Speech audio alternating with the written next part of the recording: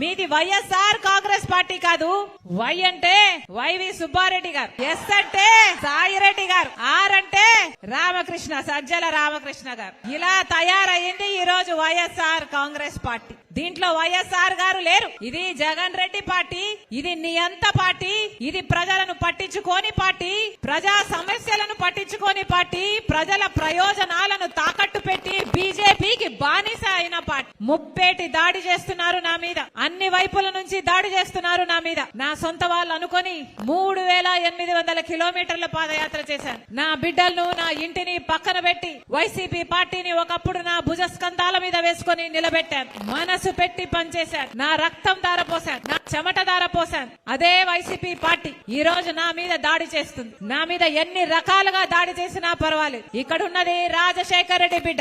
ఇక్కడ భయపడే వాళ్ళు ఎవ్వరూ లేరు. మీకు చేతనైంది చేసుకోండి. నేను రెడీ, మీరు రెడీయా? నేను రెడీ, మీరు రెడీయా?